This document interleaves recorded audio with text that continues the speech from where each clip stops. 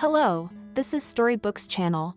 New videos are posted every day. Subscribe and click the bell. It was the strangest ad Alvin had come across in a month of searching. Need a grandfather for a boy, payment negotiable, and a phone number. The people had gone crazy. The rich people had gone crazy. Alvin resented the computer's mouse over the page. Not only do they have personal nannies, drivers, cooks, housekeepers, now they hire grandfathers. And they find them if they write so confidently about their need. The old man had been looking for a job for several months already. He was completely impoverished with this pension. He himself had lived modestly all his life.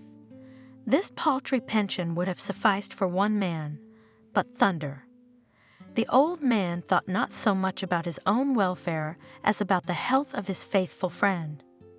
The old dog, like Alvin himself, has long been in need of good medical support. The cost of a veterinarian's services was scary to think about. Besides, there were no good veterinary clinics in their remote area. Helen's daughter Helen, a veterinarian, was a great professional, but the consumables, as they now called all medical drugs and dressings, had to be bought for separate money. To take a huge old dog to the city, you need a cab, and not every cab driver will take an animal in the cabin. In short, old people, especially of the dog breed, had a hard time if they got sick. Animal feed has not only become more expensive in recent years, but has reached unthinkable sums. It seemed cheaper to raise a whole bull than to feed a dog or a cat. And Thunder, a dog of impressive size and eats several times more than the owner, but one Spunger, Alvin did not do without. He also fed dogs abandoned by dacha owners because he felt very sorry for them. Betrayed by their summer masters, with the onset of cold weather, these unfortunate animals slowly died, not realizing the proximity of winter. The first to fall ill were the kittens who had not had time to grow up before the frosts. At the same time, their mother cats disappeared somewhere, perhaps surviving as best they could. Squinting their blind, dirty eyes, these abandoned ones crawled out into the weak September sunshine and gained warmth in their fur, but only for a short while. Cold, damp weather would come, and the kittens would disappear somewhere one by one. Adult cats were more viable after all. Nature had endowed them with hunting habits, but even they could not survive the harsh winters. Dogs fared even worse. Loyal to man, they were accustomed to take ready food from the hands of their masters. It was simply impossible for them to get food in the abandoned village in the fall. The villagers did not keep chickens. They did not leave food for their meanly forgotten pets. So Alvin supported them as much as his small pension allowed. He lived in his old dacha. The city apartment was completely ceded to his daughter Helen, who could not arrange her personal life. The old man did not complain. He even liked living at the dacha. No fuss, forest, near the river and clean air, not like in the city. The main thing for an elderly person is peace and quiet. Adult loneliness is not stressful at all. If there are no health problems, it is in youth the soul tears to friends, in a noisy company, to fun and dancing. Every hour, even every minute of communication. Personality absorbs the surrounding world, as if pulling out of it through the environment, the most necessary and important for themselves, and an adult, established man, so much noise is not needed. On the contrary, he has so many thoughts and images in his head, so many things to think about, and yet it would be difficult for a pensioner, in this dacha area almost alone, if not for the joys of civilization. In the village there was electricity, excellent mobile communication, and most importantly, the internet. On any occasion, Alvin went to search engines, read a lot, studied everything that interested him and what he had not been able to do before. He always had a need and could not sit idle for a day. Now that he had finally retired, he was thinking of ways to strengthen his economy, as he called the simple economy, and all the money matters. During the summer months, all the old man's money reserves were exhausted, and he decided to find a feasible job. Don't hesitate, his neighbor told him cheerfully. Jacob, a fat dacha owner, was gnawing furiously with his strong teeth on an apple that had just been plucked from a nearby tree. There's someone to guard the dachas here in winter anyway. Go on, here's a great job for you. Pensioner thought to go and guard, but not so. If before old men worked in these positions, now the easy job was taken by young and strong guys from all kinds of security firms. In the evening, tired from the day's running around the village in search of the bosses, Alvin sat on the porch. The dog, who was nestled near his feet, put his head on his lap. Did Thunder see what was going on? What is so important that they are guarding there, that such strong young men are assigned to the objects? The old man asked, stroking the dog's big head. After all, you have to work on such guys, and they sit there, doing nothing but playing on the phones. He sighed heavily and with a nod, saying goodbye to his friend, who was used to communicating with the dog as with a man. The old man went into the house to think about the next day. In the morning, Alvin again sat down at the old computer and found a couple of phone numbers of organizations, as they say, in walking distance. The first was the construction of high-rise buildings. The new complex was being built just between the city and the village, where Alvin lived for the time being. All that remained was to get the coveted job and to it a salary. Hello. I'm calling you from an ad. I'd like to apply for a job as a security guard. Hello, what have you been doing so far? Why do you want to be a security guard? How old are you? The questions came one after another. Apparently, there were a lot of calls, and a set of questions was prepared for any candidate, and memorized by the questioner to death, so as not to think too long. I worked at the factory, retired. A woman's voice in the receiver didn't let him finish. No, sorry, we don't take pensioners. They hung up on him. Alvin decided not to get upset and dialed the next number. Hello, is this the store? Do you need a security guard? Yes, I do, but did you serve in the army? The male bass on the other end of the line asked him. Grandpa's phone was a cell phone, but he was so used to thinking that on the other end of the line, Alvin even smiled. Oh, honey, when I was in the service, you probably weren't even alive yet. How old are you? His voice became suspicious. 62. Alvin was getting a little sad. He was starting to realize what was going on. I'm sorry, we're in material security. We need young guys who can use weapons and catch up with criminals. I don't think you'd be a good fit. Wow, they catch criminals. Alvin said to himself, carefully hanging up the phone. No customers in the store, just criminals. This guy must have gone straight from the police to the easy bread, or else. He shook his gray head and dialed the next number, the gym, which was not so close, almost on the outskirts of town, 3 kilometers away. Alvin would have agreed to walk there every day, despite his sore legs, just to earn money. Hello, are you looking for a security guard? He started talking. No, we've already found one. A young man's voice answered him cheerfully. Our former coach just got a job. Excuse me, Father. Good luck to you. There were no more suitable jobs on the old people's website, and Alvin had to go back to the strange ad for a grandfather for a boy. It is strange, everywhere refuse, only after hearing about his age, and here even by the voice instantly determined the old people, and here it is written in black and white that it is required exactly grandfather. I decided to call. What the hell is not kidding? I should at least find out What is the meaning of the grandfather's duties? The old man coughed well, so that his voice did not seem so old and creaky, and dialed the number specified in the ad. A pleasant female voice answered, "Speaking." "Hello, I'm calling from the ad. My name is Alvin." The invisible interlocutor seemed to be very lively. "Hello. Thank you for calling. My name is Clara. You probably thought my announcement was a little strange." Alvin just coughed embarrassedly into the phone, but I can't argue with that. "Alvin, I'd like to talk to you in person, if you don't mind.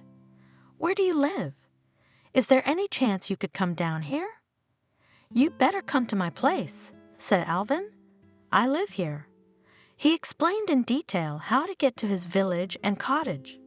He pressed the phone and quickly put things in order. Everything was always fine on his plot of land, but inside the cottage, of course, lacked a woman's hand. I changed the tablecloth on the table, cleaned up some abandoned things not subject to prying eyes, even took a towel and wiped off some dust. Then he washed, shaved, put on his new tracksuit, and waited for Clara. Exactly at the agreed time, at 6 p.m., a black Jeep drove up to Alvin's house. A tall man of strong build got out of it. He looked more like a bodyguard than a driver. Opening the door, the driver helped a petite, dark-haired woman out of the Jeep, wearing an elegant pantsuit suitable for the office, but not for a trip to a pensioner's hovel. Nevertheless, the lady walked confidently toward the cottage along the tamped path, already strewn with yellow leaves. Alvin approached the guests with a smile. "Good day to you. Come inside, dear guests." "Hello again," said Clara in an unexpectedly low voice and held out a small, strong hand. The driver nodded briefly and introduced himself. "I am also Alvin." His shake was stiff and as short as the greeting. The host led the guests into the house and offered tea and jam. "Tea makes conversation more pleasant," he explained. "I would love to drink tea, especially with homemade jam." Picked up Clara. "And let's drink tea in your garden. I saw a table with benches there." "Oh, great!" Alvin was pleased. He did not want to show the interior of his cottage, which was not very suitable for such a gorgeous guest. The weather was just fine for early September. The sun was warm, the evening was wonderfully warm and quiet, though in the morning the leaves of the big birches growing in the distance seemed to be falling. Alvin had been drinking strong and fresh tea all his life, adding to it all sorts of herbs, which he had collected over the summer and dried a myriad of them. "Today we have mint tea," he commented, pouring the tea into cups. "I also made my own jam from that cherry tree over there. The berries, see? There are still some left on the top. We should leave cherries for the birds, too." The host also opened a box with beautiful cookies, thoughtfully brought by the guests. The pensioner had never tasted anything like them. The guests seemed to enjoy the view and the fragrant tea, and she gave the jam its due. She looked around the garden with marked pleasure and sighed at the pure air. Alvin, the driver, took his glass of tea and moved closer to Thunder, who had been warned by his host that the guests were his own and should be treated with courtesy. The dog wagged his tail, and the guest turned out to be an expert in canine psychology. The two were also having a good time. Between the old man and the young woman, a warm conversation ensued. "I'm Alvin. I came to you specially to have a look at you at home." At home a man is really open, and you are a hospitable man. It immediately disposes to you. At first glance, everything about you suits me. You do not drink, tidy look in the house, and in the garden you have order, and therefore in the head order. Tell me a little about yourself." "Oh, Clara, my life can't be told in 2 words. I've already lived a long time. The owner of the house smiled sadly. "And you are not in a hurry. I am free from all business for today. The whole evening is free, and you will have a rest from business." My life flowed like all men of my generation, in general. Started Alvin. Finished school, straight into the army. What's it like here? It was considered a disgrace if a guy didn't go to the army, and the service was not like today. A real soldier's service, officers, fathers in fact, then long corresponded with cowworkers, and who continued to be friends all their lives. When I came back, I got a job at the plant and worked as a milling machine operator for 43 years. The work requires neatness, accuracy. I liked it very much. I liked the work very much. "And your family?" the guest asked. Yes, I met my Kathy at the factory. She was still a snotty girl when I went to the army. She was running around in the neighborhood. I didn't even notice her. But when I arrived, I saw her at the gatehouse. I didn't even recognize her. She was so beautiful, and what a golden character she had, except that I was a little jealous when I was young. Alvin laughed embarrassedly. What to say now? It was so long ago. We got married and lived together. Alvin did not like to lie and never deceived anyone, but there was a secret in his life that he had to carry with him. The only person privy to it was his wife, his favorite Kathy. In fact, she was the owner of this very secret. She was also the cause of her husband's secrecy, the only one in question. Alvin, then a young demobilized man, actually met Kathy at the factory gate. They stood in line to mark their passes during the largest gathering of workers before their shift. Alvin hardly recognized in the beautiful girl, with wavy blonde hair and blue eyes, his little neighbor who ran with a briefcase to school. He noticed and remembered her, and in the following days he habitually picked out her pretty figure from the crowd. He himself did not notice how he began to wait for her involuntarily, at first just to see her. Then he began to greet the girl with a nod of the head and a smile. Furthermore, the first lines of greeting began, conversations like, "We are on the way, neighbor." The young people reached out to each other, unexpectedly. That's how it always happens when the heart is waiting for love. Only Kathy could not raise her eyes and look at Alvin directly. She always looked away sadly, although it was obvious that she was also waiting for unplanned meetings on the way to and from work. Alvin started dropping by Kathy's house to ask her to a movie or a dance. The girl shyly refused, but her mother, seeing Alvin as a son of good parents, sent her daughter to take a walk with him. Go on. There's no need to spend your youth sitting by the window." They went to the movies, went to dances, ran to a distant forest for berries, later for mushrooms. Only Kathy was sad more and more every day. One day Alvin talked about the future. "Kathy, that's when we'll be married." He started.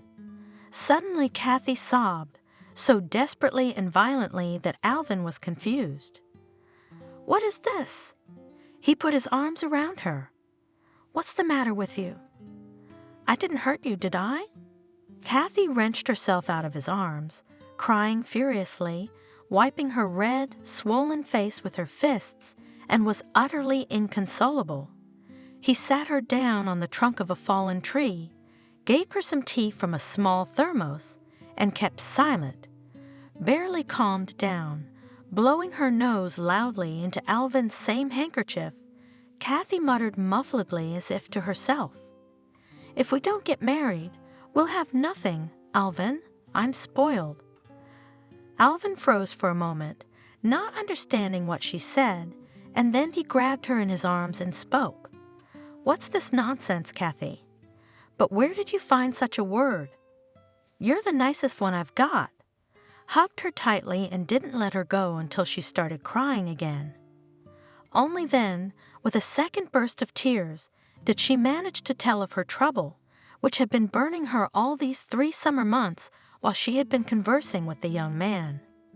By some terrible irony of fate, this misfortune happened to the girl right on the eve of Alvin's return from the army. Saturday afternoon. The young people from their shop had gathered for the birthday party of one of the girls, Lena. Kathy didn't know all the guys very well, but they had been in close contact with Lena for a long time, and with the permission of her parents, also went to a small dacha, where Lena organized her party. At first it was fun. They played, sang, danced. Then a few couples scattered around the plot and nearby bushes went for a walk. Kathy, who was taking part in such an adult party for the first time, felt very tired. She went up to the attic of the cottage and, taking off her sandals, lay down to rest on the sofa. She had visited Lena before and felt confident. The girl did not notice how she fell asleep under the muffled conversations and shouts of the guests. Suddenly waking up, hers was eerie. Something heavy was lying on top of her. She couldn't even move or breathe. As she tried to crawl out from under the weight, Kathy felt rough hands covering her mouth and the stench of vodka booze. Thomas? She was horrified to recognize the new mechanic who had recently joined their shop and had been stalking her with savage persistence since her first days at the plant. It was rumored that he had a very murky past. Often the same odor of booze followed him on Mondays when he stood in the gatehouse. Kathy huddled under his long, heavy body in terror, but there was nothing she could do. She was just a silly little mouse caught in the claws of a predator. Gasping, the girl tried to at least bite the dirty palm that covered her mouth, but to no avail. Nearly fainting from lack of air, she twisted and twisted, but it was too late. She realized there was no escaping her rapist. Then a stunned Thomas was heard. "What are you? What are you, a girl? What a surprise. Just keep your mouth shut, okay? No one will know."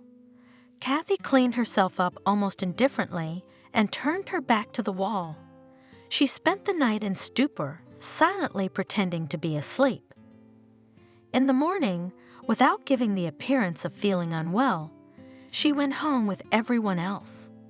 Noting that Thomas and his buddy Jacob were gone, run off or drunk somewhere, God help them. She wasn't interested in anything. Kathy was out of reality. Only her shell retained the ability to smile, talk, and pretend to be alive. To her mother, who started asking about the birthday party, she said, "Yes, Mother, it was very good." Kathy scrubbed herself in the bathtub with a stiff washcloth, but she could not consider herself clean enough. She could feel Thomas's dirty fingers on her white skin, on her belly, between her legs. The nights passed in agony, and later the girl realized that this was not all. She found herself pregnant by a man she hated. Now she had to hide from people, first of all, from her parents, morning sickness, bizarre choice of food. She couldn't eat her former favorite cheese, cottage cheese and sour cream. The last few weeks had gotten bad with clothes, her belly growing and not interfering with her maiden dress and skirts. Kathy had been drawn to Alvin from the first time she met him, as if he was the only reliable support during those dreadful weeks and months. So terribly mixed up in her life, the misery of her rapist and the happiness of renewed acquaintance with her former mere neighbor, Alvin, that her head was spinning. To master the situation, to decide to make some changes, young Kathy was in no way able. Alvin listened to the whole story with a coolness that surprised the girl. Then he asked, "I mean Thomas. Where is he?" "I don't know. He ran away somewhere. They say he goes away and comes back a lot. Well, let's go to yours and decide about the wedding," just said Alvin. "Mine are always on my side. A child is happiness." About this Alvin could not tell not only to today's guest, but also to anyone in the world, including his favorite daughter Helen, and he continued his story. There was no time to relax. Soon Helen's daughter was born. While they were raising their daughter, building a dacha, and planting a garden, they did not notice how time was running away. In time, we got an apartment from the factory. Since both spouses have been working for a long time, they gave us a comfortable, good apartment in the city, right in the center. We lived frugally, of course, but we were not poor, but still, we took our daughter to the sea a couple of times. Everything like people. Why don't you live in a city apartment? Clara asked. It would be more convenient for an elderly person in the city, and friends and relatives probably remained, and also the clinic nearby if suddenly there are problems. As I buried my wife a couple of years ago, I felt bad, Slaga. Lowering his head, the old man answered, everything reminded me of her. All our friendly years were remembered. I felt sad, and my daughter had grown up. She had no luck with family matters. Her husband turned out to be unreliable, a drunkard. She left him before it was too late. She decided it was better to be alone than to waste her life with a drunkard. So I decided to leave her there, in her home apartment, and I moved here. It's nice here. Spreading his arms, Alvin sighed widely and freely. I'll always find something to do here. There are plenty of neighbors in the summer. Every now and then they call me to help with something. In general, I'm a man in demand in the summer. I can help someone with a car, someone with a fence or a shed. Fix it, nail it. Men's hands are always needed in the village, and there is enough work in my garden. In the vegetable garden, I grow all my own. In winter, though, it's a bit boring, and I want to work.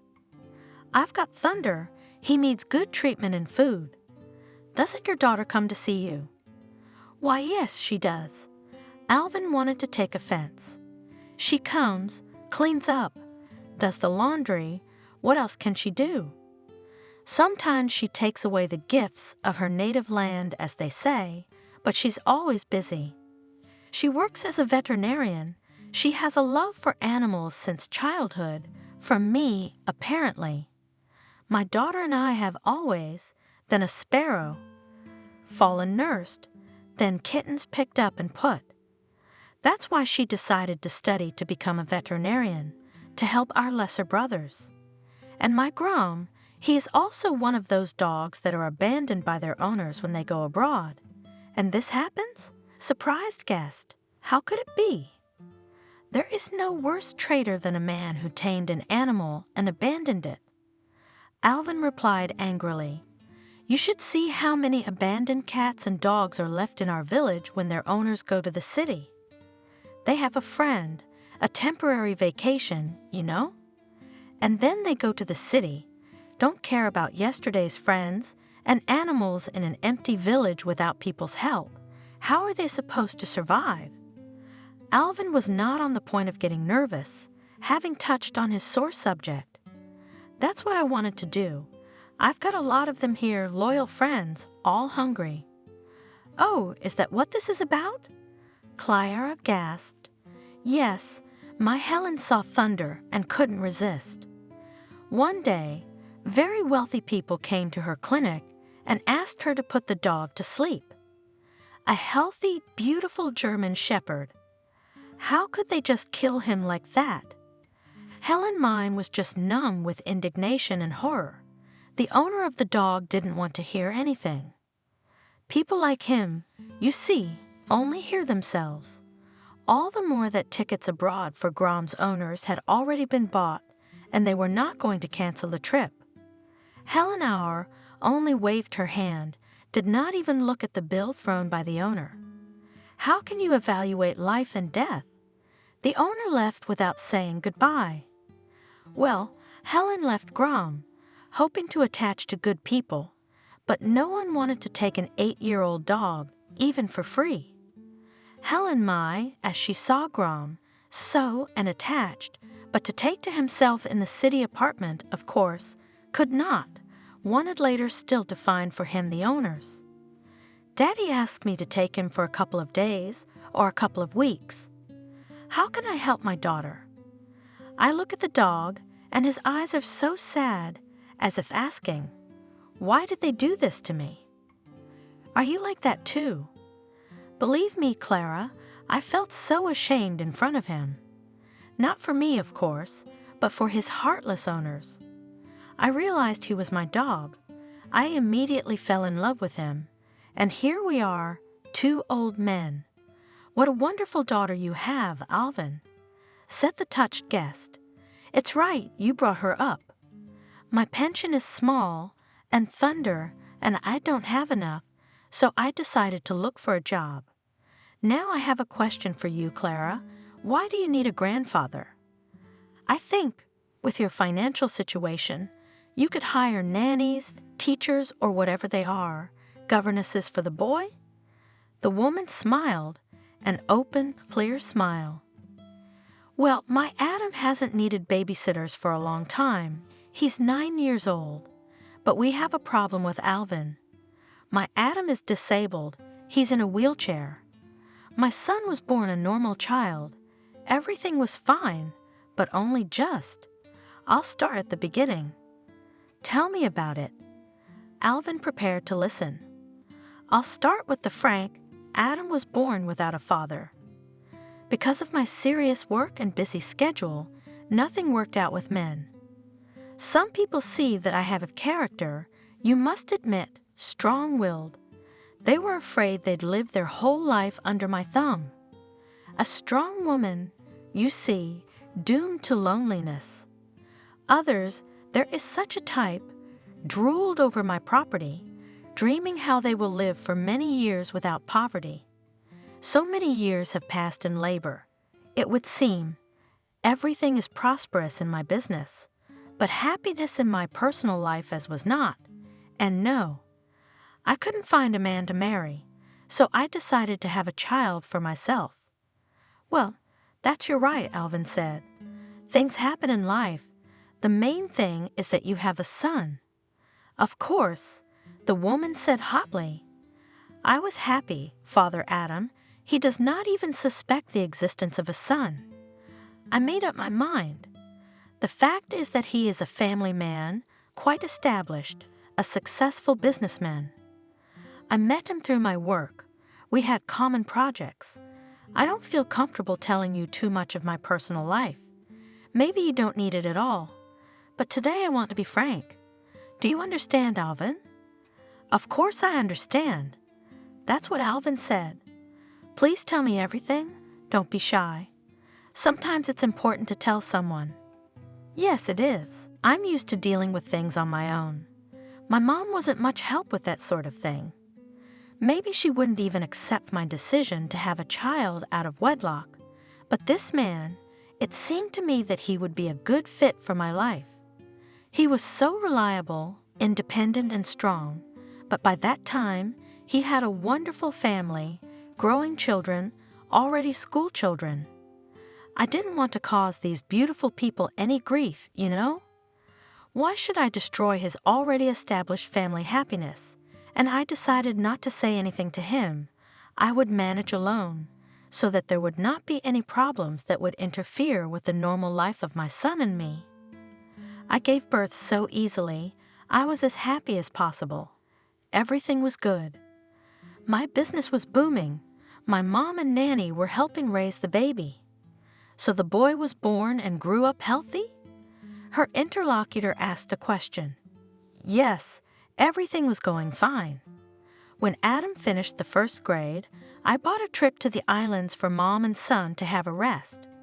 That's where the trouble happened. My grandmother died in front of my son. Suddenly, not even expected illness, a heart attack. Adam was shocked, stressed, and on this ground his legs failed. Doctors do not find any pathology. We have not consulted with any medical luminaries. We did not hear anything definite. They all refer to the stress of the child.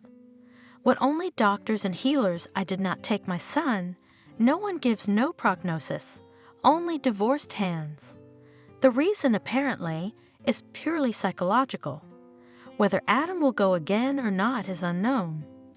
Some neurologists say that perhaps with some more stress, he could suddenly stand on his own 2 feet. There needs to be some kind of push that can help the boy, but no one guarantees a positive outcome. And what if the next stress, on the contrary, aggravates Adam's condition? No one would take a risk in such a case, supported Alvin. That's why my son and I have to be prepared for any eventuality. Adam needs a lot of strength to become a real man, to feel like a full man. I want my child to have a future, to be able to continue my business and build a happy life for himself. But there seems to be a perfect example in front of him, his mother. The old man spoke up. "Ah, my dear Alvin, that's when I realized the meaning of the word fatherless. When I was young, I didn't realize how the absence of a father would affect my son. It's still a discreet but purely female environment, you know. The child grows up petted, sees the world from a woman's point of view. Adam needs a man around him with experience, not today's young men who often grow up under mom's skirt and then cannot get rid of this skirt. Mama's sons, such are not able to be responsible for the family, and what a family, they cannot answer for themselves and even provide for themselves. My son, he was born, apparently, so nervous and taking everything to heart. It is especially important for him to be strong, plus he has a delicate soul. We need someone like you. After all, our Adam has never had the confidence of a grown man, and he needs it. So, do you agree?" "I agree." Without hesitation, Alvin answered. During the time they were talking, Clara opened up to the old man completely, and he could not help but feel her pain for her only son. He was even more struck by the woman's frankness, her complete defenselessness in front of a man she had met for the first time, her invaluable trust. Just like my ward animals, it seemed inappropriate to compare Alvin. How could one fail to justify such trust? The businesswoman immediately began to plan for future cooperation. She instantly picked herself up, opened a small notebook, which she took out of her purse. "In the morning, Adam has a school program, and by 2 o'clock he will be waiting for you. A driver will come to pick you up and take you home at 8 p.m. Would that be okay with you?" "Yes, of course, that would be fine." Alvin nodded his head. Then they discussed the payment. The sum named by Clara was much more than the old man had expected. Alvin was discouraged and even shocked. Slava stood up from the table and again became a real business lady, strict, even haughty and unapproachable. Outwardly it was manifested in a slightly stronger compressed lips, proudly raised head. Even her height became as if higher. After saying goodbye, the woman left. Alvin was so tense that he was preparing in advance for the upcoming sleepless night. He was very tired from the long conversation. It had been a long time since he had had to empathize with such deep feelings of another person, and he couldn't believe that he would get such money for working as a grandfather. "Well, Thunder, let's get on with it." He patted his pet's head. "We'll find out tomorrow. Old people often worry about all sorts of things. They tend to sleep badly both after good news and bad news." Alvin was no exception to the rule, and after seeing his new acquaintance off, he couldn't sleep for a long time, tossing and turning in his not wide bed and imagining tomorrow morning what it would bring him, how he would cope with his new position as a grandfather. It's easy to say, but in fact, the task is very, very difficult. Will he be able to find a common language with the boy?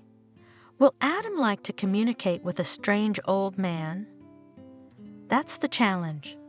Alvin did not think that in his old age he would want to like someone. Grinning at the unexpected thoughts, the old man turned on his left side and finally fell asleep. He woke up early, as was his habit, with a feeling of lightness and some good feeling in his soul. Then he remembered, "I'm going to work today. I'm going to meet a nice guy." He quickly prepared a simple breakfast, fed Thunder, and cleared the table. He was on time. At the appointed time, a car came to pick up Alvin. Alvin's driver honked the horn and looked out the window and waved to Alvin. "Good morning, Alvin." "Ready?" "Yes, Alvin. I'm on my way." The old man replied, and turning toward the dog kennel, he ordered, "Thunder, you're in charge. Keep order. I'll only be 8. Don't miss me." He locked the flimsy cabin door for good measure, put the key in the usual place he and Helen knew about, and ran off the porch. A black Jeep drove them to Slag's house in a matter of minutes. Already at the entrance it became clear that the neighborhood was very prestigious. A high fence limited the part of the building. They had to pass through a closed gate with a barrier, at which stood a guard. In a booth at the gate was a telephone set. "That's what I got," mumbled to himself Alvin, and said aloud, "It's like a closed town here." "Yes," answered Alvin with his usual laziness. "We've got celebrities living here. They're afraid for their lives, you see." Alvin felt a little uncomfortable, to say the least. He did not like to enter an unfamiliar space on a bird's license.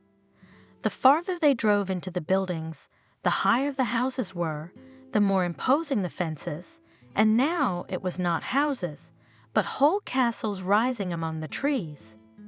Alvin had never seen such wealth before, except in the movies, and he felt a little shy. The house in which he was to work was also large and beautiful. Alvin led him up the front stairs to the door and held out his hand, inviting him in. "Mary, we're here." He shouted loudly into the back of the house and immediately turned and walked away to his car.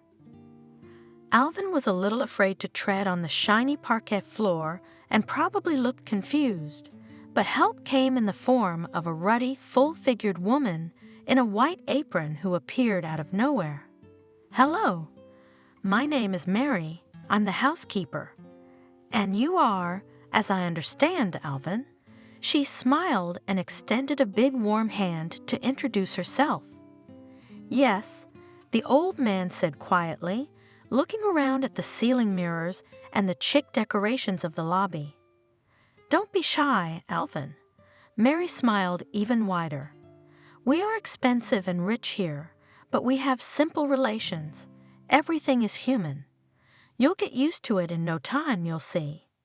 Mary went to the big open door to the rooms and called loudly, "Adam, Alvin is here to see you."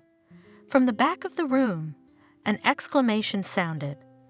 Then there was a soft squeak of wheels, and a light wheelchair rolled into the lobby, in which sat a thin, dark-haired boy, easily recognizable as Slag's son, the same warm look in his brown eyes, the same smile. But only a person lucky enough to see the boy's mother in such openness as Alvin had during yesterday's conversation could see the resemblance. The boy approached his guest and smilingly extended his hand. "Hello, Alvin. I'm Adam."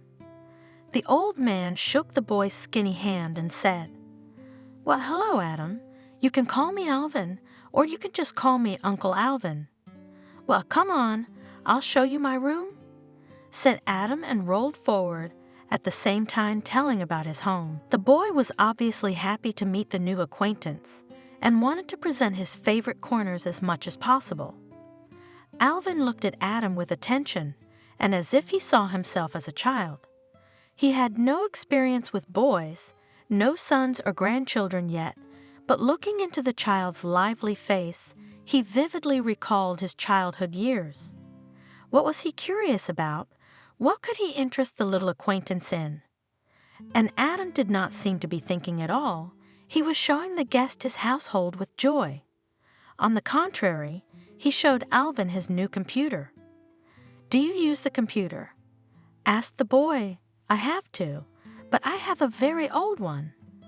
The man answered. Alvin watched with interest as the boy quickly tapped the keys and typed the necessary words in the search engine. The first word was router.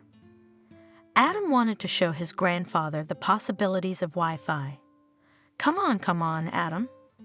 Alvin rushed to him. Explain to me again, how can I connect to it? His daughter gave him a good smartphone for his birthday, and now Alvin was, as they say, armed with the latest knowledge through the internet. But he didn't have Wi-Fi in his cabin, and he was happy to learn from Adam about its possibilities. The men had a lot to discuss before Mary called them to the table. They talked as equals. Alvin had no time to marvel at how much Adam knew. They went to the kitchen, where the table was set for two. You're welcome, Mary said in a friendly voice.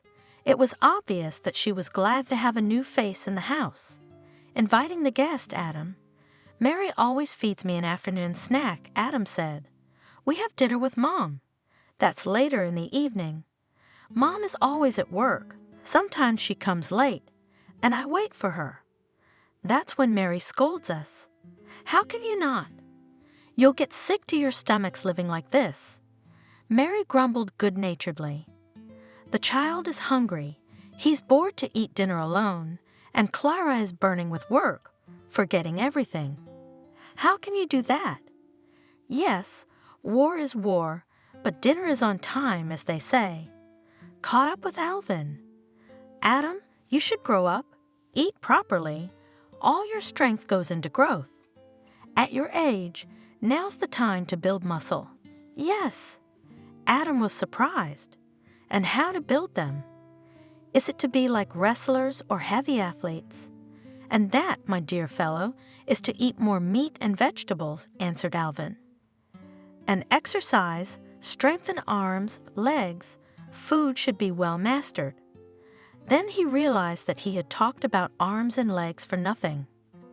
But looking at the child's interested face, he continued, Here is my daughter treats animals. She is my doctor, only veterinary. She has cats and dogs and even birds in patients can be. So she prescribes them just such a diet to recover faster, meat and vegetables. He continued to pour out details from Helen's practice, seeing the interested look of the small interlocutor. Adam looked at him with all his eyes, not forgetting to chew scrambled eggs with greens and drink cocoa. Mary was sitting next to him, propping her chin on her fist, looking at them with quiet amusement. But then she realized, It's good to be with you, but I have to cook dinner for someone. And she went to the stove. Does your daughter cure horses? Meanwhile, Adam was asking, She does, doesn't she? Answered Alvin. Last year the circus came, and their horse was sick. It was capricious, didn't eat anything. Then it went completely sick, but you have to do the program. Yes, what kind of circus is a circus if the horses don't perform? They're a team, you know. They can't perform without each other. Did they bring her to your daughter? The boy's eyes went wide. No, Adam. Alvin shook his head. The poor horse had no time to travel. She wasn't feeling well at all. Helen came and sat by her, talked to her. I don't know what the horse told, but only my daughter realized that the horse's stomach was not working. And the horse, you know how big it is. Laxatives, at least a bucket of them, I think. I didn't ask you exactly, but the horse came back to life in an instant. Just like that? The boy laughed. Yes, just when it was all right, answered Alvin. But the horse could have been lost, because guess what it ate that wasn't supposed to? I don't know, Adam thought. Carrots, potatoes? Well, she could have eaten carrots and potatoes, especially if she had eaten green potatoes that had been in the sun for a long time. But it was worse. The workers did not see to it and left a bucket near this young mare, in which they washed carrots with a washcloth. Together with carrots, she managed to swallow a piece of loofah. This loofah was the cause of the horse's illness. "You," disappointed stretched Adam. "How come?" That's it. The old man spread his hands. That's how it happens when someone is not working hard enough, not in good faith. "And why cannot green potatoes to the horse?" asked Adam. "You see, in the sun and the potatoes, the strongest poison is formed. It's called solanine," explained Alvin. "Such poisonous potatoes should not be eaten by anyone, neither humans nor animals. It is very easy to get poisoned." "Mary, Mary!" Suddenly Adam shouted. "Where are our potatoes? Not in the sun." Frightened Mary, in her haste, did not understand what Adam was asking and answered off topic. "I'll cook the potatoes too, Adam. Do you want them fried or boiled?" "No, I don't need potatoes. I'm just asking if they're in the sun." "No, Adam." Mary was surprised at the question. "We keep them in the cellar." She looked questioningly at Alvin, but there was no time for conversation, and again the men were left alone. Alvin stacked the dishes neatly in the sink of the sink. "Well done, Adam. You've eaten everything. Even my Thunder wouldn't have anything to lick." "Who's that, Thunder?" Adam asked. "That's my dog. He's my only companion in the house," Alvin replied. "Don't you live with your daughter?" Surprised the boy. "No, my daughter works in the city. There is her veterinary clinic. Her patients are waiting for her there, and me and Thunder live here in the village in a cottage." "What kind of dog do you have? Does it live in the house or in the yard?" Adam was curious about everything. "Well, it is uncomfortable for a big dog to live in a house.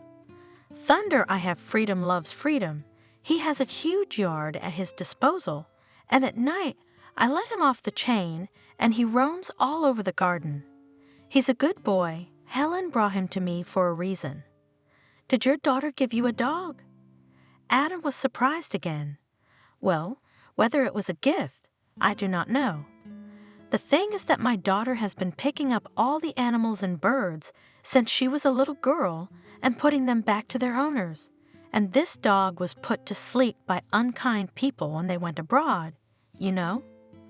They will live there beautifully, and they didn't need the old dog, so Helen took pity on him and asked me to take him in for a while. And he and I, two old men, became such good friends that now I can't even imagine my life without him." "How great!" Adam marveled. "And I want a dog so much, but my mom says she can't handle it." "Mom has no time. Mary also has no time. They said that the dog should play with it, walk it, and he pointed sadly at his feet. Suddenly the boy raised his head. A light shone in his eyes. "Alvin, will you introduce me to Thunder?" "Of course, if Mommy lets me." In the evening Clara arrived. She was very eager to know how her son's acquaintance with his grandfather had gone. And all day long she was impatiently looking at her watch. She had a lot of things to do and wanted to go home. She barely waited for Alvin to pull up in front of the house and got out of the car.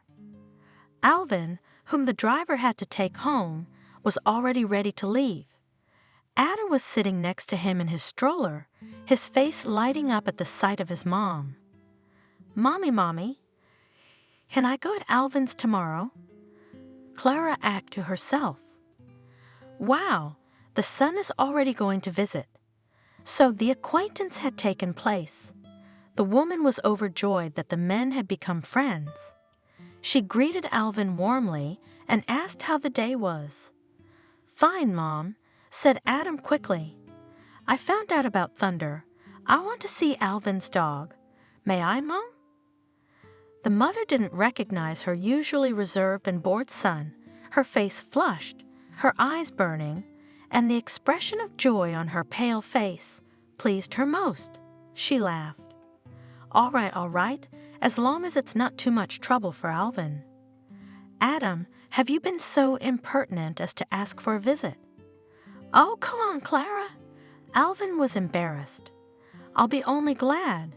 And Adam will be really good at my place. He and Thunder will make friends, I'm sure. They agreed that in the morning Adam would go to classes as usual, and at 2 o'clock Alvin would bring him to Alvin's house. After saying goodbye to everyone and glancing at the kitchen window, where Mary's silhouette could be seen, Alvin got into the car and Alvin drove out of the yard. Thunder greeted him with a joyful bark, missing him. "Well, Thunder, now we'll work together." Alvin spoke, putting a bowl of food in front of him. "I'll be the grandfather, and you will be Adam's pets. He is a good, kind boy, and smart to what I am at his age." Alvin laughed softly and waved his hand. The old man was so full of impressions that he didn't even eat dinner. Mary had a good meal today. He sighed. A woman's cooking, yes. After a quick drink of tea with whatever was at hand, he drifted off to sleep, but before his eyes were the boy's shining eyes, the mirrored walls of the fancy house, and the full hands of beautiful Mary. He smiled at this vision and sighed. Life seemed to be getting better. Alvin, as always in anticipation of any guest, began to clean up first thing in the morning, first around the cabin, then inside. He swept the already clean paths, tidied up Thunder's kennel, rinsed his food and water bowls. He did not like this time of waiting, when there seemed to be nothing to do, but his heart was still pounding, where he had overlooked, where he had left a mess. To distract himself, he began to go through fishing gear. The time would pass faster and the heart would calm down, because for an elderly man, any event brings a lot of excitement. Alvin delivered Adam on time.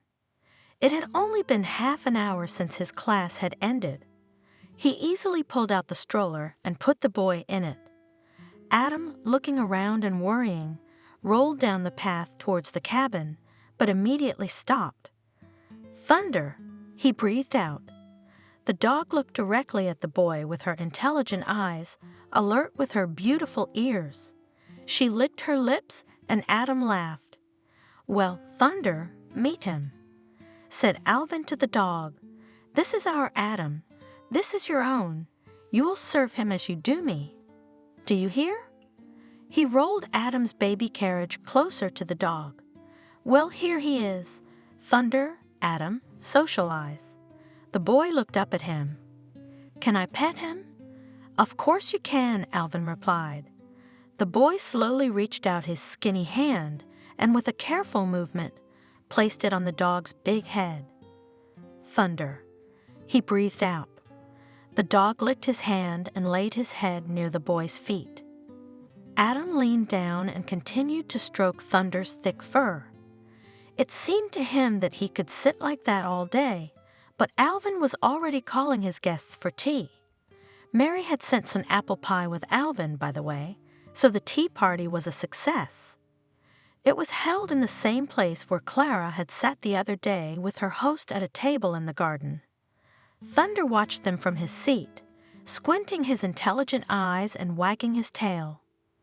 In the fresh air, Adam's appetite was great, even took a deep breath after lunch. "Ooh, he's full. Shouldn't we guys go to my daughter's veterinary clinic?" Alvin suddenly suggested it. "Alvin, you're with Adam tonight, right?" "Yes, that's what Clara ordered," answered the mighty Alvin in a bass voice. "Let's go, the weather is great. The day is wasted. Come on, come on." And he began to put Adam in the car with jokes he'd only managed to shout. "Bye, Thunder, I'll come to you." The veterinary clinic struck Adam so much that he kept silent for a long time, only listening attentively to Helen's story. The girl was not expecting guests, but was pleased with her father and his friends. "This is how we work," she said, showing Adam treatment rooms, devices and couches for four-legged patients, and special devices to hold patients in the right position. It would be nice, of course, to update a lot of things, to make repairs, but the boy saw a lot of animals that were receiving medical care. Helen also showed the shelter where the animals are waiting for their owners, who have to leave them here for a while.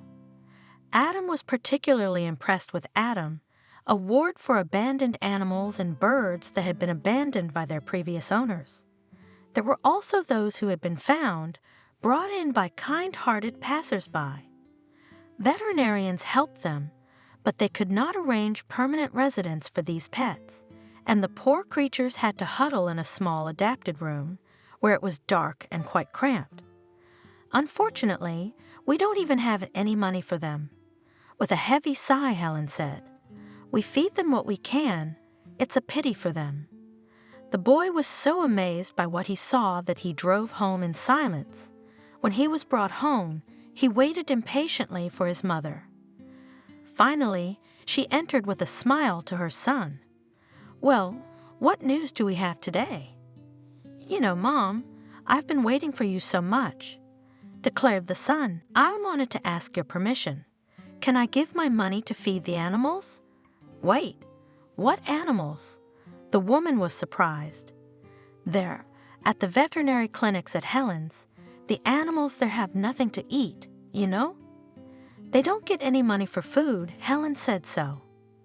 The boy told his mother for a long time about his impressions, about the house, about the abandoned animals.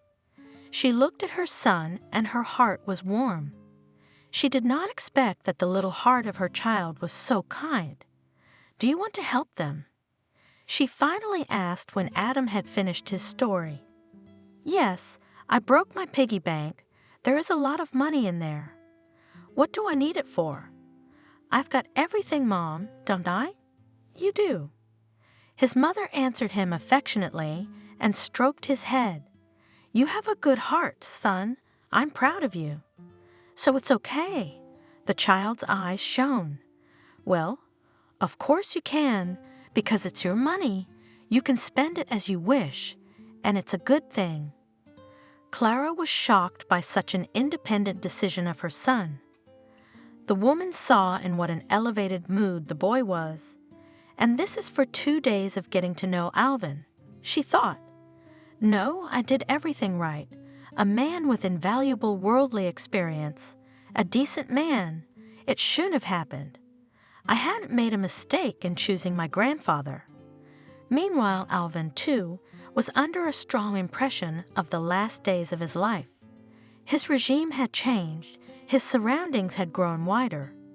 There were new good people around him, and most of all he was happy to communicate with them. It was easy for him to be with Adam. He felt like he was in a distant childhood when everything was easy and simple. They talk, play, socialize with each other, and they don't need anyone else. How could anyone get paid for something like that? The next day, after a day of work, Alvin headed resolutely towards his employer as soon as she got out of the car. "Clara, I somehow got confused and didn't ask what exactly are my duties." He addressed her. "We've only talk and have fun with Adam." "I can't get paid for that, can I?" "No, Alvin, you don't have any special duties. Don't come to us like a job, but like your loved ones, if possible. Talk to Adam like you would talk to your grandson. He's been like family to me from the first minute, Clara. The old man's in a hurry. He's easy for me, but that's the most important thing." The woman interrupted him. "Adam's male influence comes in handy. He's so decisive with his savings. He's a real man." And she laughed happily, and Alvin sighed in relief. It had been 3 months since Alvin had been a grandfather. Every day he became more and more attached to the boy, and Adam responded to the old man in the same way. Mary, the housekeeper, only smiled at the two of them, a lonely woman who had also long lived with the interests of her adopted family. She loved Adam as much as if he were her grandson. She had been unlucky in life. Her husband was a drunk and abusive man. Mary's child died in infancy. Eventually, Mary ran away from her husband and took up residence in someone else's home, which became her own.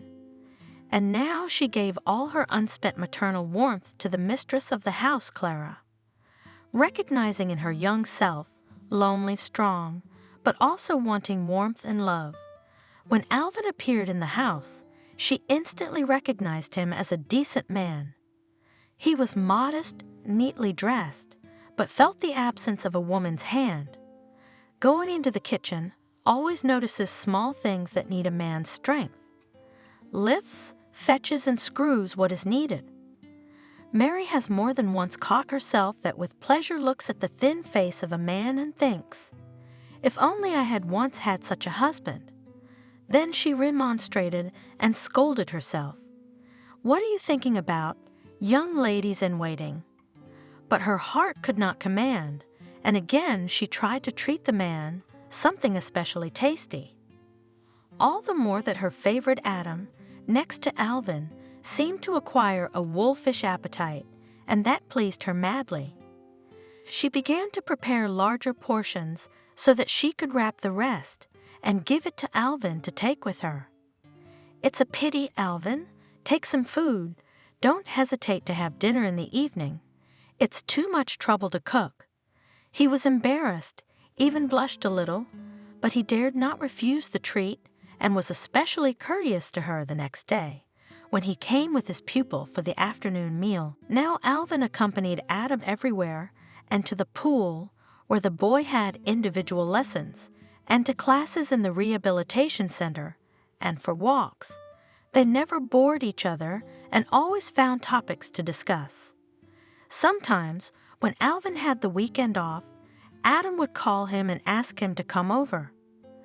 Alvin thought that without an agreement with the landlady, he should not take too much initiative and was sly. "Adam, you're a man. You should realize that Thunder misses me," he said back, "and some household chores are piling up." "Why?" pulled Adam. "If I could come to you, I would help you and play with Thunder. He wouldn't be bored." And on his last day off, the boy asked him directly, "Alvin, can I come visit you?" "Sure, come if your mom lets you." Alvin breathed out a sigh of relief, and his mother did allow it. Moreover, she brought Adam herself, and she brought Mary with her. Alvin only grunted in embarrassment. Adam and his mother took a ride along the path, then Clara decided to walk to the woods, and Mary began to clean the house. And as he did not persist, she, smiling, washed, rubbed and scrubbed and said, "It's been a long time since a woman's hands have been here. So Alvin, you let me clean up, and you entertain the guests." The bright winter sun was already beginning to warm up, so the adults were not afraid that Adam would catch cold.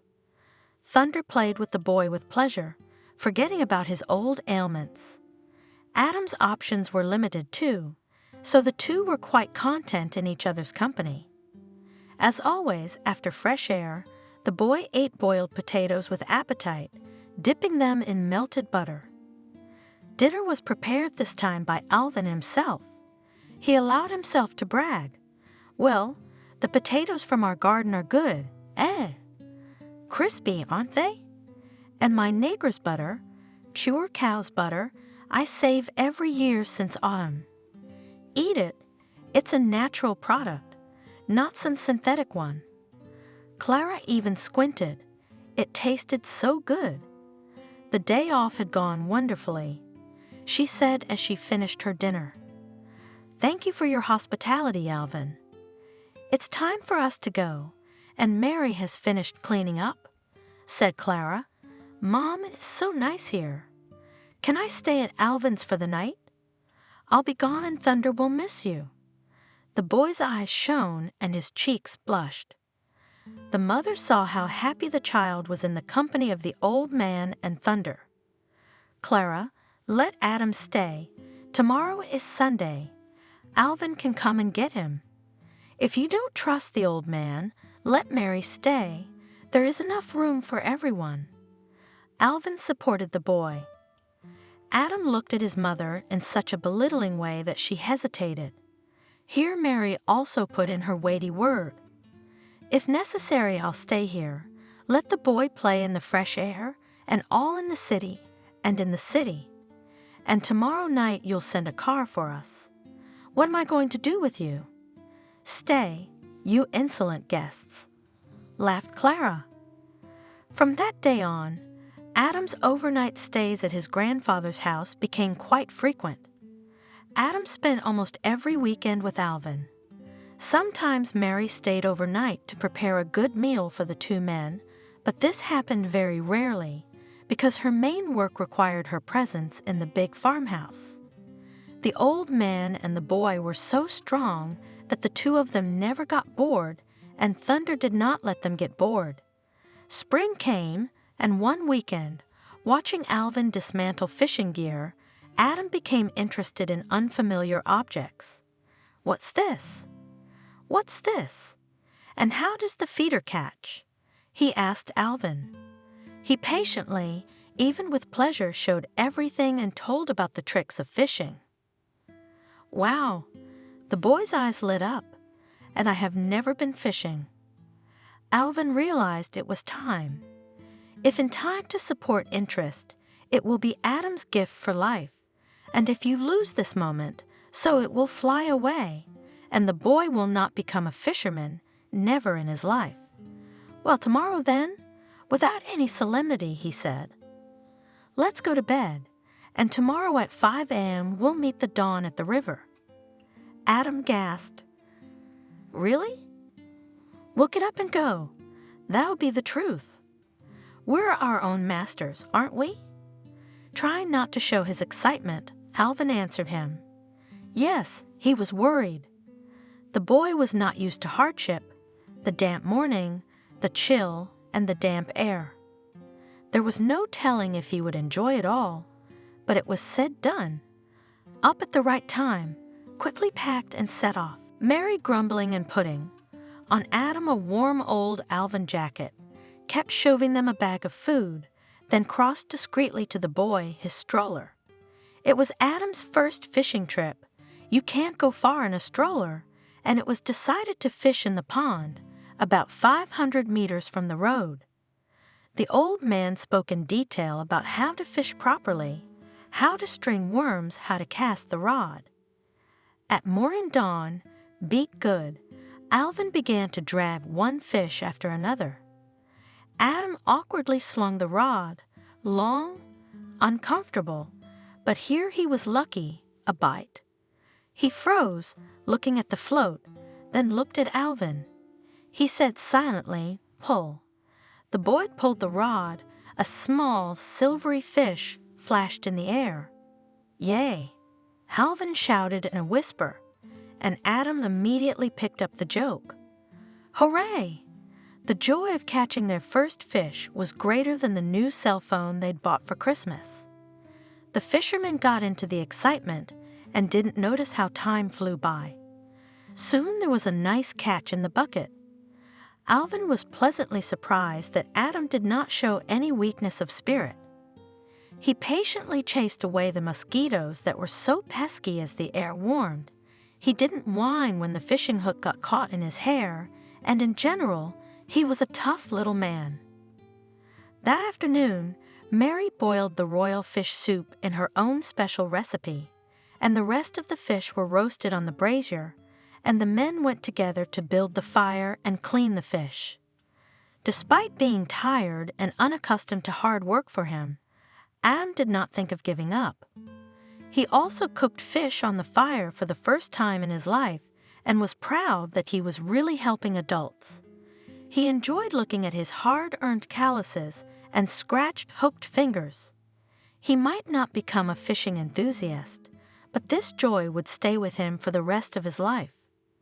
Alvin thought, and Mary, looking at the way her favorite flies to the soup, rejoiced, strengthened health and ruddy cheeks Adam. Summer days passed one after another. Adam got tanned and strong. Mary laughed. Before this summer, she had been racking her brains, inventing a particularly tasty dish for the boy, but here he ate everything and asked for more. A healthy body is a healthy spirit. The driver Alvin exclaimed, feeling how the boy was getting stronger. He had to lift both the child and the wheelchair to load them into the car, and he could tell exactly how much his ward weighed before his walks with his grandfather and how much he weighed now. Fall was approaching again. One Saturday evening, Mary and Adam also drove over to Alvin's house to take a break from the noise of the city and enjoy the last of the warm money together. Mary and Alvin, for a long time, have not hidden mutual sympathy, and the woman did not hesitate to come to patronize in his bachelor household to prepare dishes tastier. It was a quiet, peaceful evening. Nothing boded ill, but age sometimes gives out unexpected and unpleasant things. In the evening, Alvin suddenly felt sick, shortness of breath and dizziness. In order not to cause panic in Mary, already prone to excessive worry, he quietly called Adam. "Adam, I don't feel well. My blood pressure must be up. We won't make any noise, or we'll scare Mary. I'm going to take my medicine and lie down while you feed Thunder. I'll just lie down for a while, and then we'll go to dinner with you." Adam nodded understandingly and rolled the baby carriage to the dog kennel. He fed Thunder, scratched him behind the ear, and talked to his four-legged friend. It was time to go after Alvin. When the boy pulled into the old man's room, he saw Alvin lying on the bed, the man's eyes closed, one arm dangling to the floor. Adam was frightened. It seemed to him that the old man was not breathing. "Grandpa Alvin, don't die," shouted the boy. Without remembering himself, he jumped up sharply from the chair and took a few steps towards Alvin. But from the strain near the very bed, he fell to his knees. Alvin jumped up on the spot in horror. "Jesus, Adam! What happened?" He shrieked, scooping the boy up under his arms, lifting him off the floor. Adam, both crying and laughing. "I was frightened. I thought you were dead."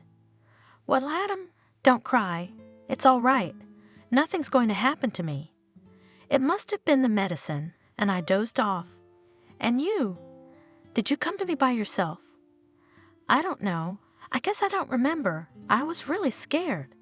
Alvin sat on the floor, cradling the child, and could not understand anything. Was Adam so shaken by the fright that he was able to take independent steps? The man believed and disbelieved, but for now he was afraid to test his hunch. Adam sobbed one last time and looked up at him. "Grandpa Alvin, don't tell Mom I cried," he said embarrassedly. "Oh, come on, honey. Of course I won't. Did you cry?" "I didn't see any tears." Alvin pressed the child's blonde head to his breast and kissed the top of his head discreetly. He was touched to the core by the boy's anxiety. Meanwhile, a frightened Mary appeared in the doorway, having come running to Adam's shrieks from the far corner of the garden. "What on earth is going on here?" she exclaimed, poking her head through the doorway. "Is everyone alive? What's going to happen to us? We are strong men, almost heroes," answered Alvin with a smile. He pulled Adam away from him and offered, "Come on, let me lift you up, and we'll try to take a few steps. Don't be afraid, Adam. I'll hold you up." The old man lifted the boy off the floor and held him up until the boy had his legs spread firmly. Mary froze in tense anticipation, but remained patiently silent. "Well," quietly ordered Alvin, and Adam took the first step. Even though his grandfather held him with both hands, even if it was only one step, but he took it himself. Adam was covered with sweat, his face was flushed, his eyes were fixed on his feet, as if he was mesmerized by their movements. Alvin gently nudged him forward, and the boy took another step, then another, and now the old man slowly led him around the round table across the small room. After taking a few steps, Adam looked up at his grandfather with some crooked, tortured smile, as if not believing himself. Then hesitantly, with Alvin's encouragement, He took a couple steps toward the exit. Jesus, Adam. Mary, who was standing in the doorway, embraced him with her arms and pressed him to her warm chest with all her heart. The woman cried and kissed the boy with wet lips, then took his head away from her, was immediately frightened that he was standing almost on the same level as her, on his own feet, and began to cry with joy again. Everyone was stunned, in a ghastly excitement, dropping something now and then, murmuring their worries. Mary set the table, and the men, silently digesting the excitement of the minutes past, smiled at their thoughts. Finally, the hot tea helped everyone to calm down and relax, and the three of them began to remember anew what had happened, trying to make everything look funny or amusing. Needless to say, the feelings of the three loved ones when they went to bed quite late in the small house among the greenery of the garden. The boy, as might be expected, was tired after an unaccustomed walk. Even though it was only a dozen other steps, but for him it was equal to a space flight. Therefore, the hero fell asleep with a happy smile on his face. Alvin, as always, was worried about the future of Adam. Would the child be able to overcome his fear? Would he go with confidence and determination? Would this urge to walk turn out to be a remission? He tossed and turned for a long time, remembering his fear, then smiled when he saw Adam's frightened face again. At old age, you don't give a restful sleep. Well, and Mary, according to the eternal female habit, prayed fervently for her beloved Adam, asked the Lord for mercy, and secretly admired Alvin. If it weren't for him, none of this would have happened to Adam. It is he, Alvin, who helps the boy to find strength.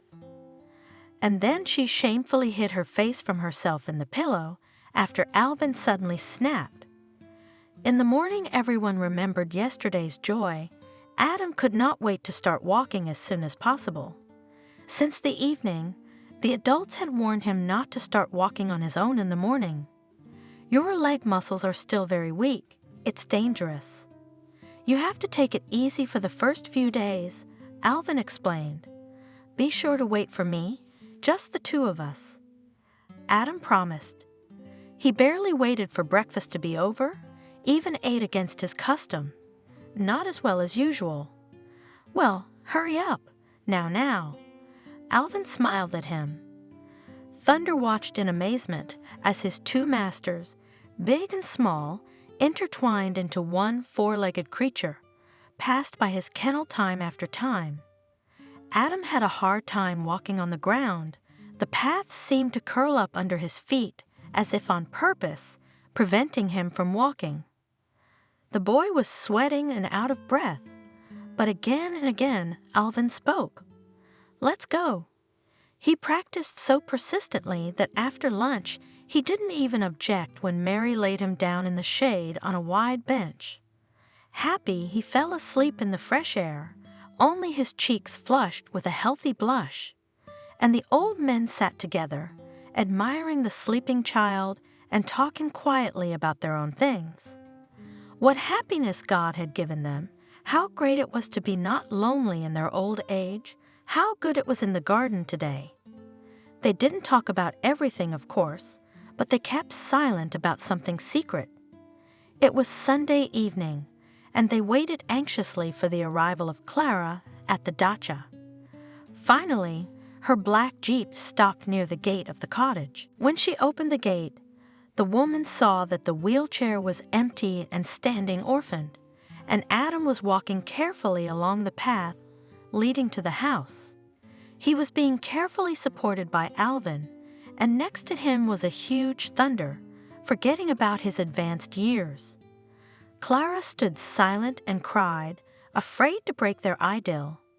She even managed to hold back a cry of joy and waited until her son came to her.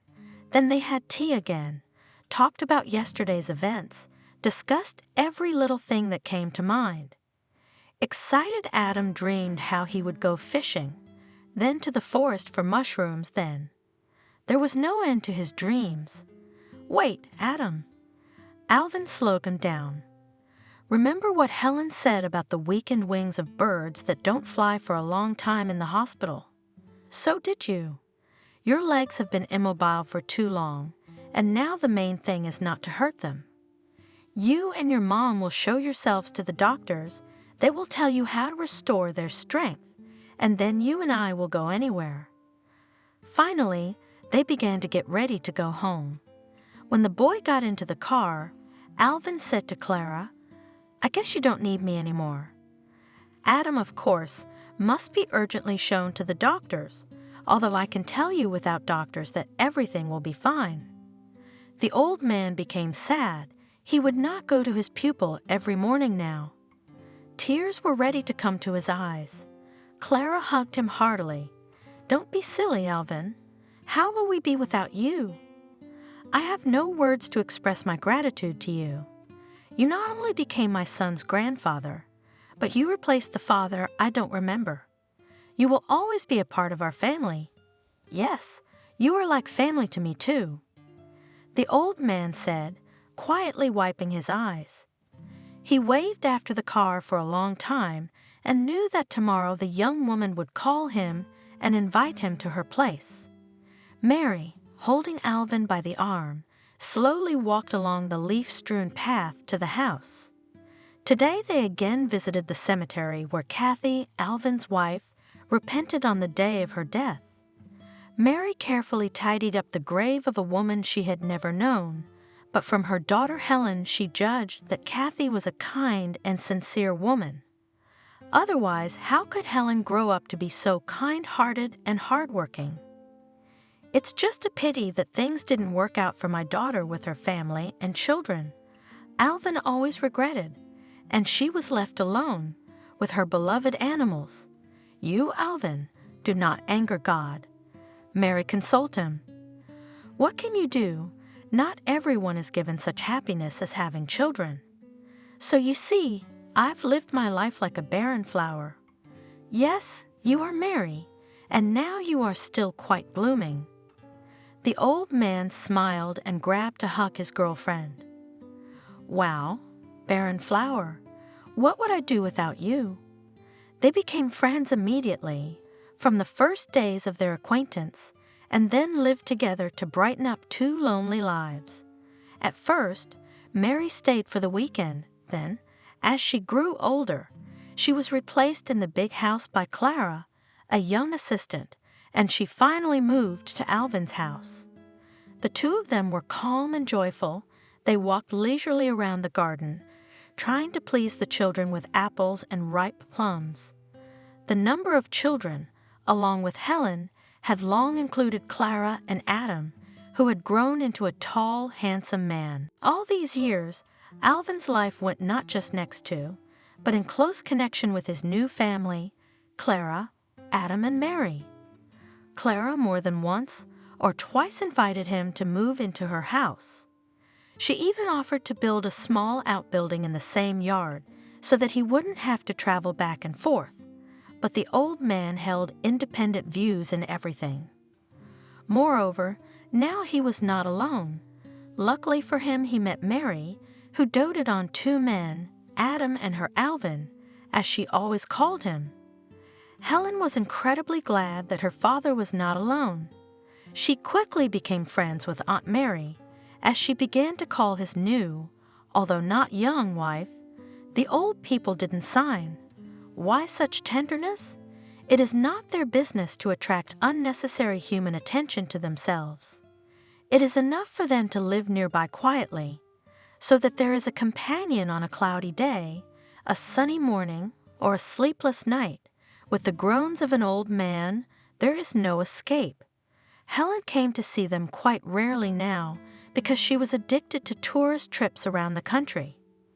The old people's house was filled with magnets, souvenirs, all kinds of embroidery and rugs from different parts of the world. Adam has grown up over the years, graduated from school and college. No one would have imagined that the handsome young man, who was once disabled and spent several years of his childhood confined to a wheelchair. At the beginning of his career, he completed an internship at Clara. Mom wanted her son to have his first experience under her supervision. However, after receiving his diploma, the son decided not to work with her. "No, Mom, no," he stated firmly. "I don't want to be a mama's boy. That's the first thing. You will understand me here, right?" Mother could not resist his disarming smile. "Well, suppose I understand, but I wouldn't control you so much." She objected weakly, clearly realizing that in fact, she could not help but interfere with her son's work. And what Mother could? "And the second reason is, I'm not interested in your industry, Mom. You know, I have always dreamed of internet technologies. What should I do now?" "Forget about your dream?" Clara, of course, agreed. She remembered herself very well in her youth. She never knew how to obey someone else's will. She did everything in defiance of everything. If only he could achieve his goal. Maybe this is the secret of her success. Well, she won't cross her boy's path. Let him build his life the way he likes. He is an adult, independent man. Adam really wanted to achieve everything himself, as Alvin once taught him. Not believing in God or the devil, Clara only gasped and mentally spat to the side so as not to jinx it when faced with his stubbornness, bordering on stubbornness. Her weak boy, who once suffered from 2 strong experiences, imperceptibly grew stronger physically and spiritually, and all thanks to the fact that he received life lessons in time from an old, unremarkable, in general, man, Grandfather Alvin. Clara thanked fate for receiving some kind of magical hint that summer. Her son needs a friend, a mature man, an experienced and decent person. So people who were completely strangers to each other became close and became, in fact, one family. Adam, having left his hometown, did not abandon his grandfather Alvin. He made sure to deliver him a good computer. And now Alvin was a user, better than some of the young people, and he and his mother also organized a good renovation in the country house where 2 of their relatives now lived. And the life of Mary and Alvin became completely comfortable. Clara also met her fate at an exhibition of young artists and got married. "Hello!" It came from behind the gate. "Do you accept guests?" "Oh, Clara!" Alvin was happy. "Mary, put on the kettle." Clara and Ethan arrived. "We came to you for a reason," said joyful Clara. "We brought you invitations, so Adam's wedding is coming soon." And she handed Alvin an envelope decorated with 2 doves. Behind her, the silent bumpkin Ethan smiled, who, smiling so silently, made friends with the inhabitants of the country house and the young shepherd Rada, who was sheltered after the death of Thunder. It turned out that Adam met a good girl and proposed to her, and now joyful chores lay ahead, preparing gifts, dressing for the wedding. "Well," Clara said, finishing off the delicious tea from Alvin with his signature dried herbs. "Tomorrow we will pick you up at this time. You need to buy beautiful outfits." "What about us old people?" Both protested. Clara stopped them with one wave of her hand. "Come on. Our Adam must have the most beautiful relatives. Do you agree? It's a shame. What will the bride's relatives think?" The old people sighed. Yes, it was not worth disgracing the boy. Alvin and Mary were among the most honored guests. "Meet these 2 people who are dearest to me." Adam introduced them to his bride and matchmakers. "My grandfather Alvin, I owe my character, strength, and health to him. And this is Mary, my nurse and water maid, well, almost a nanny. And now she's also a grandmother, since she's my grandfather's wife. I'll tell you a lot of good things about them." Alvin and Mary were embarrassed, furtively looking at the beautiful bride and their pet Adam, but soon got used to it and completely devoted themselves to the holiday. The guests had fun, said toasts, as usual, wishing the newlyweds eternal love, family happiness, and many children. Mary, as usual, cried with joy in such cases, and Alvin only grunted with displeasure, wiping an unsolicited tear from his eyes.